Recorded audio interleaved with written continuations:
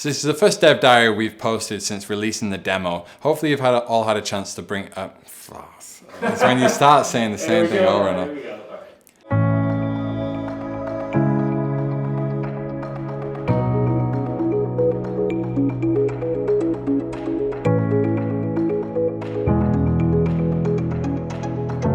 I just wanted to chat about the design principles behind Conway now that you've had a chance to see the announced trailer and hopefully get your hands on the demo. So from announcing the game, I wanted to break down some of the design principles that we use when working on a white paper game. It's been really interesting to try and verbalize these and break them down. As we've had designers join the team, it's useful to have these principles in place because previously it was mainly me doing the game design.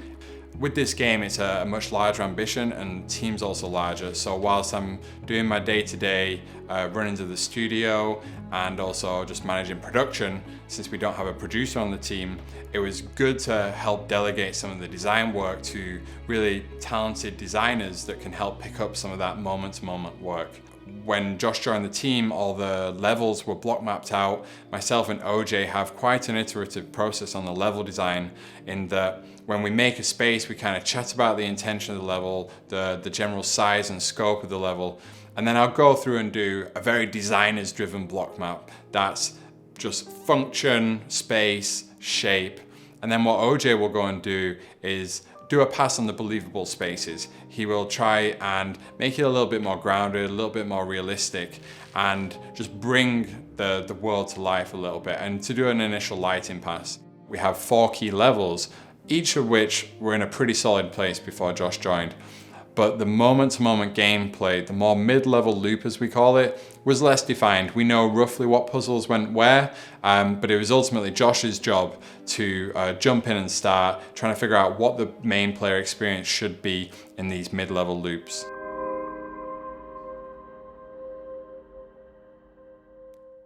To start from the top. Hi, I'm Josh, and I'm a designer at White Paper Games.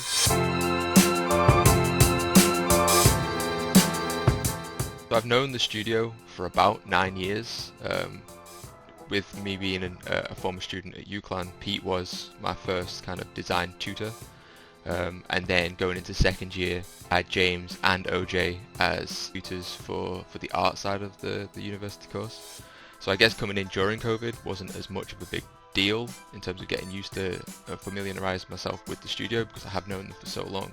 Generally, my role consists of anything design related, so whether or not that's level design, puzzle design, or just implementing certain tools that Martin has given the designers to use. When I first came into the project, a lot of the levels had already been blocked and fleshed out, whether that was by Pete or OJ or them both. So I had quite a nice base to work from. And then from that, it is thinking about what puzzles would be engaging within those levels. So that could be just puzzle design. It could be going through and implementing, like I say, some of the tools that Martin's given us, whether or not that's screen locks. With our game being fixed camera, screen locks allow us to kind of go to a certain area within the world and give the player that kind of first-person view, which allows them to root round a little bit. Also setting up, checkpoints in the future when we have save systems, making sure that the player will spawn at the correct location, have the correct items on them, and making sure that essentially that all the progress is saved as they do progress. We've also got things such as the interactables that the player will come across, so making sure that each one of these screen locks that I mentioned before has something of interest, whether or not that's something that the player can pick up, rotate around, have a little look at, or whether or not it's implementing some cool dialogue that NJ's gone and recorded so that Conway can kind of comment to himself as he's on this investigation.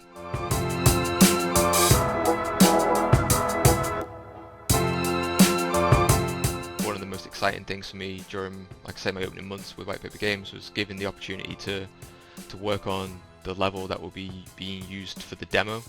Again, in terms of that was like quite a shock in terms of that I was given that opportunity, and I guess the first real gameplay that the public will touch is something that I've had to make sure is to the good standards or to the great standards that this team demand and want.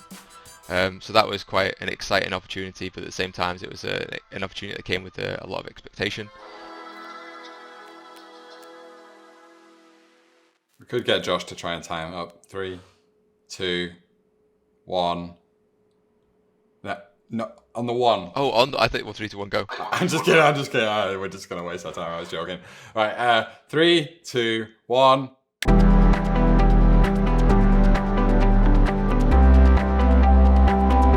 How did we begin approaching this demo? I know we wanted to take time limit was a big consideration, so that was something we wanted to take into account there.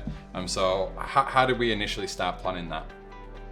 So I guess the initial planning was obviously first thinking about what level we wanted to showcase. So we had to think about, time limits and how we were going to cut down the level just to showcase off some cool gameplay beats, but make sure that we were still thinking the fact that it was a demo size level rather than the full A to Z gameplay level. Yeah, I think, correct me if I'm wrong, but when we started planning it was around, the 20 minute to 30 minute mark. We thought that might make a good demo, because especially when we were thinking about visiting shows, anything like EGX, people don't have all the time in the world to sit down, but generally we found in the past people do kind of give our games the time that they need. But then we ended up actually hitting more about the 45-minute mark. Kind of what were the considerations there? Do you remember what we were trying to introduce and bring out there? Well, so originally, you're right, it was like 15 to 20 minutes worth of gameplay. And I felt as we were going through it and we were cutting so much content, it was more we were trying to stick to the 15 to 20 minute gameplay guide rather than actually getting some engaging gameplay in there. So once we kind of got the go ahead to go with this larger demo, we were able to keep some of the extra gameplay in that we wanted to showcase, because the 15 to 20 minute we were just skipping a lot of the key beats, and it felt like this demo wouldn't deliver to hopefully how it did deliver. Yeah, I think the thing about our games as well, they're very slow burn. We like to introduce the world and the characters, and it's not, a hugely mechanical driven game where you can get a really tight gameplay loop in there and really demonstrate the gameplay within a few short beats. It's hard to condense these kind of games down to a shorter experience. And I recall in the observation scene, even when we were trying to view our objective and where to go, like, okay, let's trim out 60% of that and just leave the 40% in, but then certain narrative beats just don't make sense when you introduce the demo. And so it's being respectful of the player's time. We don't want them to just play in ages, but also just making sure it's coherent as a gameplay experience. Pacing is such a critical thing because it's the first time people are experiencing this game, learning how to navigate the world, learning the core mechanics, and also just interacting with the characters. And so introducing that flow to the player and making sure it's all paced correctly. Even things like the conversations, it's what information can we cut out that's not so pertinent to the player that they don't need it for this specific demo, but whilst we're not creating custom content just for the demo. What were the kind of design considerations for you, especially when it came to new players and what to introduce? It was making sure that we, prompt the player's notepad early enough so that they are aware of where their objectives are and where they can go to find out what they need to do next. Freedom so that they can wander off track at the beginning, so that they can kind of just get used to the controls. Providing, I guess, a small enough puzzle that allows them to think about how they would tackle it, but with enough, I guess, interest within a smaller space. To find what they need in order to progress. I'm pretty interested to see how people receive it, and also we can start getting the conversation going much earlier on about things that they enjoy, things that they don't enjoy, and that's kind of a nice milestone to hit before the big release comes. So I don't know, do you have any thoughts about releasing a demo? So I guess the thing that I'm most excited for is just seeing how people get involved within this world and see how they are investigating the areas. And looking at, I guess, the content that's there and making sure that they feel like this world is telling them a story with all the extra stuff that we have put within these areas for the player to explore. You did mention that it's the first time we've done a demo, so that's also really exciting. Again, guess for me just being having quite a large focus on the demo and making sure that the main route that the player will take and the puzzles that they will complete along the way. So yeah, hopefully that goes well on my behalf. But no, in general, just excited to see how people play the game and what the levels of excitement are for it, and just generally get some hopefully nice feedback.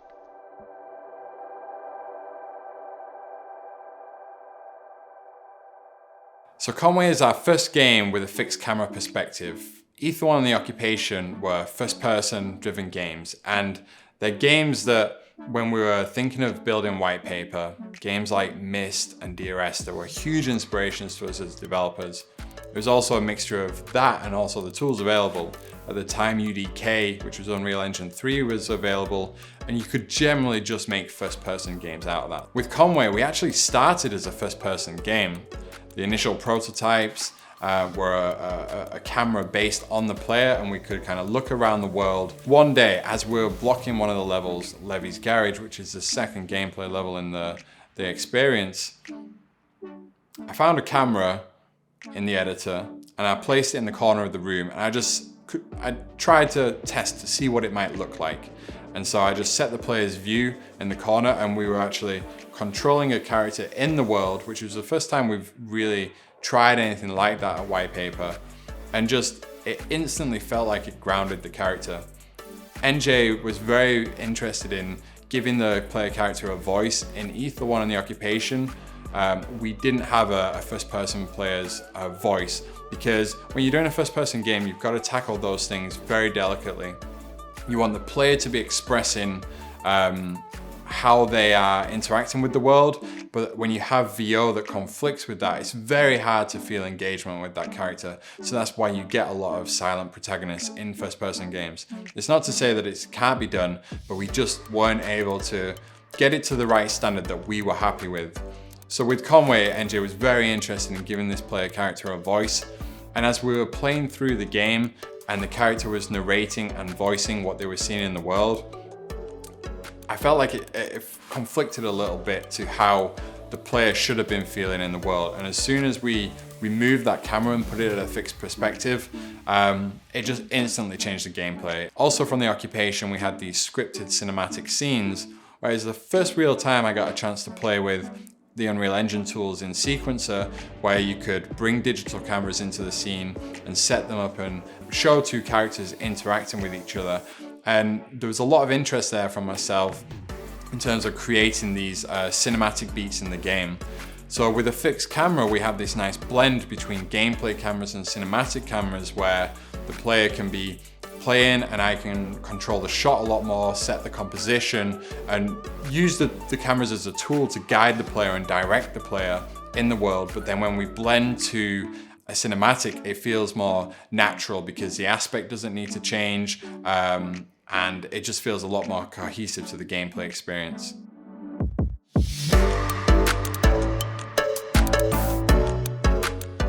It used to be the case that, you know, you would pick up whatever magazine and you would play that month's demos, and that was for me as a kid, that was definitely a really exciting process of just seeing like what's on the horizon, what these new things that are coming out. And there's definitely been a shift away from that in a lot of games culture. I think it's coming back to some degree, and I can definitely see that there's a lot of financial and good marketing reasons to why people may choose to do that or not do it. But for us, I think there was just it provides kind of multiple opportunities. For a start, I think we just want to be honest about what we're making, and we don't want to misrepresent anything. We want to give people like the maximum opportunity to kind of really appreciate what are we doing and what are we trying to achieve with this.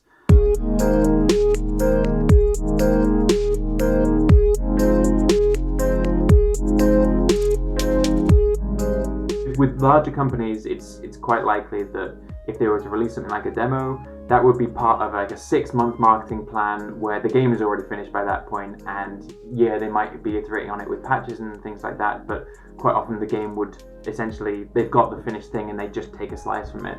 Whereas for us, the game is very much, it's quite far along development, but there's very much an opportunity for us to kind of pivot based on what we hear back from people.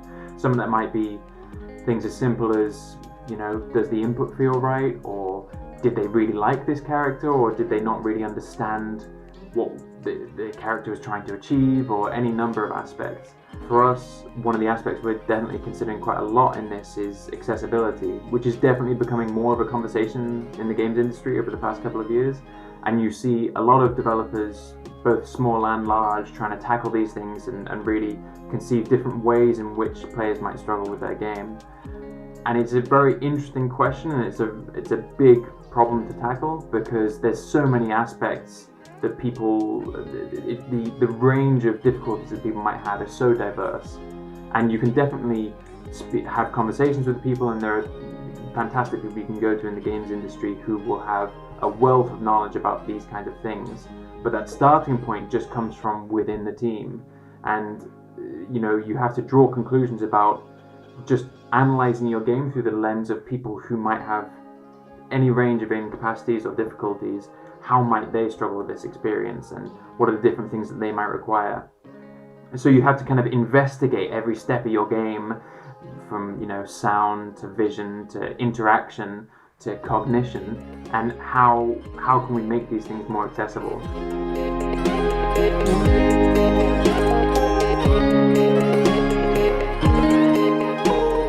So we're really spending quite a bit of time focusing into what are the different systems that people might need, and how does that pertain to how could that affect the various systems that we've got going on in our game. For example, if you're going to have anything timed within the game, and one of the accessibility features that you might feature is something that can change that in some way, either increasing the amount of time someone might need, what possible knock-on effects could that have? Suddenly that means that anything that has some kind of time aspect to it could change, and how could that affect? That can have a domino effect on certain things, so you really have to think quite big with a lot of these problems. One of the things I've been focusing on a lot recently is the UI. We've got some of these interactions which you'll see in the demo, which are quite UI-centric. We have these, what we've in-house called QTE, even though that's a broad brush and doesn't really, historically that comes from games like Shenmue, and it means a very particular thing, but for us it's more these kind of off the beaten path interactions that maybe change up the gameplay in some small way, and they tend to be kind of smaller, quicker interactions. So there's really, really interesting back and forth and iteration on those aspects of the game.